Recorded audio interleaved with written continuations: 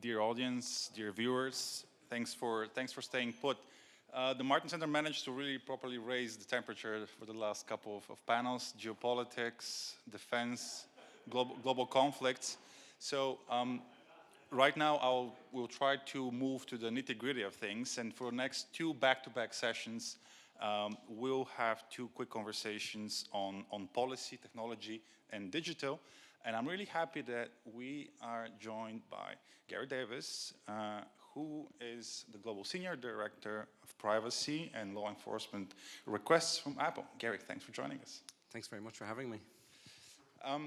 So let's kick off with privacy, and this is a big, I don't want to say buzzword, it's a keyword actually for the European Union, because privacy was part and parcel and a cornerstone of the whole digital agenda of the EU in the last half a decade, more or less, and Europe aspired to be the global leader when it comes to setting the golden standard on privacy.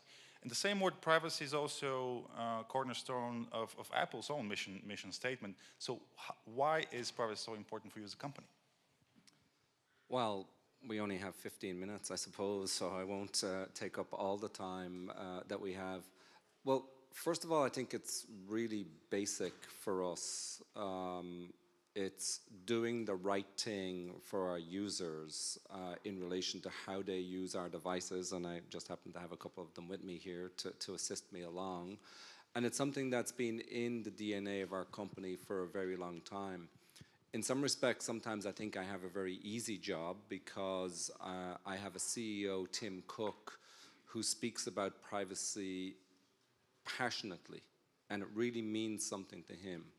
And that passion then spreads throughout our company, and it's clear to every person in our company that we really have to do the right thing for our users with their data as they use our devices.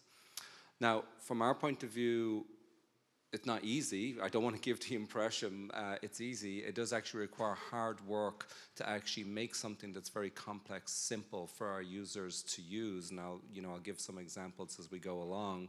But we do understand that we have a responsibility that when, and hopefully many of you are, using these kinds of devices, that you trust them.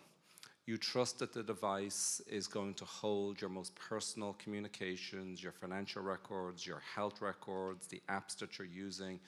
It's going to hold that information in a way that you trust. By having that trust, actually, you will then have confidence in a way that I think Europe has recognized for a long time, that by having that confidence and a strong legal framework, and in our case, strong trust with our users, they will then use those devices in a way that I think benefits everybody in terms of the economy, et cetera, which I think is an important point, which, as I say, has been recognized here in Europe for a long time. But in terms of, how do we give effect to that? Because it's kind of easy to use words, but what does it mean in practice? We have 4 principles that we work off of. The first principle is data minimization. That's reflected in the GDPR. That actually means don't collect personal data unless you really need to. How do we actually do that? Well, in many instances, for instance, if you're using Maps on our devices or Siri, that's not tied to your identity. That's tied to a random number. So even if Apple wanted to take that data about your Maps usage as you came here today along the metro, or as you ask Siri a question and link it to your identity in some way in order to serve you advertising or whatever else it might be, we cannot do that by engineering design. Equally, as you use FaceTime or iMessage, those are end-to-end encrypted services. We again cannot access the content of your communications even if we wish to do so. We also try to focus on on-device intelligence, so that's actually not collecting the data at all, having all the data processing and use of the data happen on your device. Often users don't understand that because it's kind of hard to explain in a sensible way, well, what does it actually mean for it to happen on my device? But when you go through your photos on your app and search for people, places, photos associated with Brussels, that's all happening on your device. It's not hitting our servers. It doesn't need to hit our servers. We don't need to know that you're carrying out those kinds of searches. And then if we do need to collect data because it's necessary for the provision of the service, we will actually give you very clear information and really convince ourselves that that's necessary before we go ahead and do it. And then finally, security. So, we are rather unique. We are, manufacturing the devices, shipping the operating system, providing some services. There's many other services available for you to use on your device. But it does give us an ability to offer security in a kind of unique way that has the whole ecosystem gathered together. And we believe that does give us an opportunity to provide really strong security, such that I think you will all be aware there's never been an outbreak of malware on your iPhone. That's kind of unusual in this industry, whereby people and their devices are under constant attack.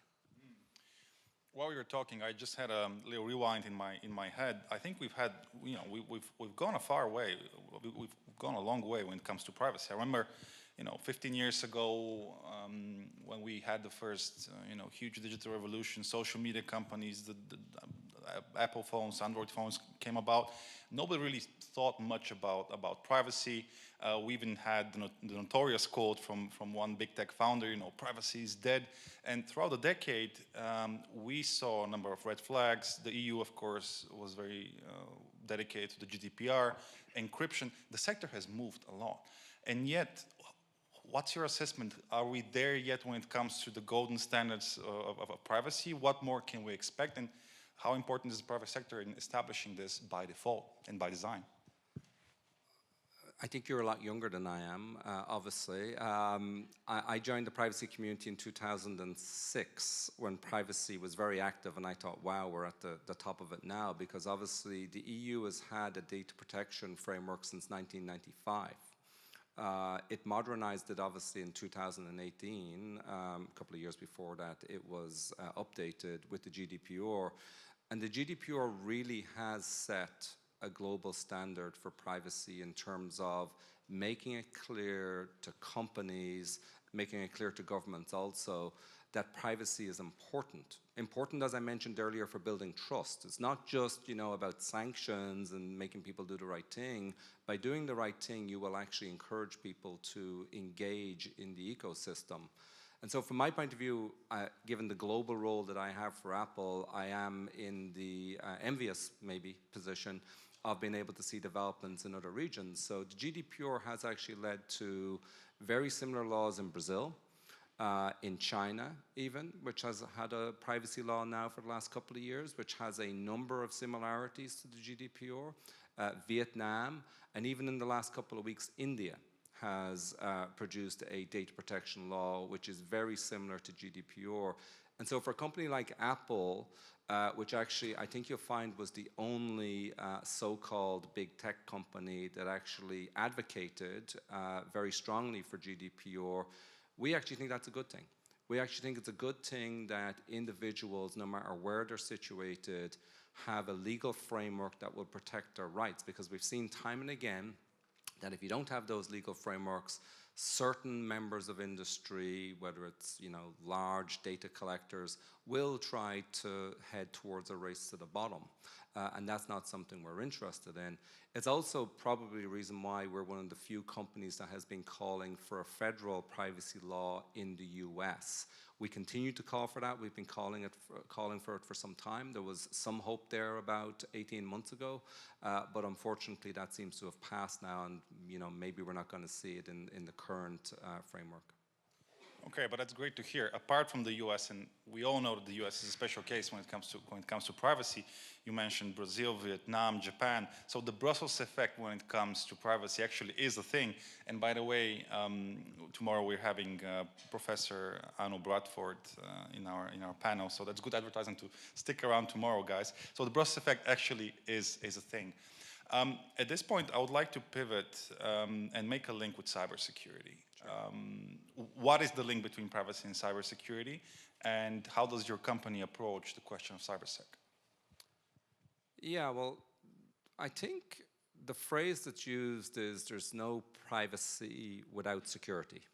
And that's actually correct. We can build the strongest privacy protections in the world, but actually if the places where that data is stored are vulnerable, whether it's on your phone, or in the cloud, well, then you're not going to have privacy. And I think what we've seen over the last number of years is, and this part is kind of surprising to me still, we have seen exponential growth in attackers trying to actually get at people's devices, and we've had to produce some responses to that, and trying to attack data that's stored in the cloud. And there's many reports out there that show a quadrupling in the kinds of data breaches that are being suffered by companies who are holding data and governments that are holding data. So one does need to respond to those attacks, and that's something which we've been trying to do in Apple through really emphasizing and further developing end-to-end encryption. So end-to-end encryption is basically a technology whereby Apple or whoever else is providing the technology does not have the means to access the data. The data is accessible between two devices that Apple's not involved in, or between the user and their devices, again, that Apple's not involved in. So in response to attacks on cloud infrastructure, and I should say right now, for any of you who are using iCloud, we have not had an attack on iCloud that has actually exfiltrated data, but that doesn't make us complacent. In fact, quite the reverse. By seeing those attacks, we are investing strongly in it. So last December into January, we announced a new product called Advanced Data Protection, which is available to anybody who's running iOS 17, certainly, or a little bit earlier, iOS 16.2, which allows you to be the sole person who's responsible for your data. You can actually remove the keys from your iCloud data from Apple, and you can store them yourself, or you can also trust some friends, up to 5 of them, to be able to generate a key for you. It is a big advance in security. We think it protects the data that sits in iCloud, but puts the user where they should be, which is pretty much our approach, which is the user should be the one that makes the decisions in relation to their data, not Apple. And everything we're trying to do and where we're going as a company is to head towards putting the user centrally in charge of making those decisions, and not us. Because while I think I kind of know about privacy, I don't know what your choices are, Dimitar. They might be even more extreme than what I would want. They might be less. You should make the choice, not me in relation to it. In relation to devices, we have obviously seen attacks on devices, I think from nation states and other bad actors in the space, trying to exploit people's devices for whatever reason it might be. We've had some high-profile cases around that, and so we introduced what's known as lockdown mode, and we updated it this year. It's a mode of security which it's not for everybody, because by doing so you are removing some functionality from your device, but by doing so you're reducing the attack surface area very substantially and actually further securing your device. So for people who think they might be the target of attacks, so whether it's world leaders, journalists, in fact, it does provide an option to further secure your device, and if that's a decision you want to make, we've built that and we're further developing it over time. We're also interested here in Europe in the Cyber Resilience Act. We have been supportive of the principles behind the Cyber Resilience Act. It does tie in with our approach to security in terms of further strengthening it for users. We do have some concerns in relation to the vulnerability reporting. We want that to be sensible. We do have some concerns about reporting vulnerabilities before they're patched, because if I told you what the vulnerability was right now, maybe you'd go and exploit it unless it was patched.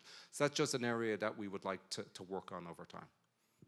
Fantastic, and this is also a good reminder that talking about cybersecurity, this goes beyond just talking about password security or phishing attacks. We're talking about hardware. We're talking about hundreds of thousands of devices entering the European market. Internet of Things devices which are interconnected. So the challenge ahead is quite immense. Gary, it's been a pleasure having you. So thank you for joining us. It's great. Thank you very much. Thank you.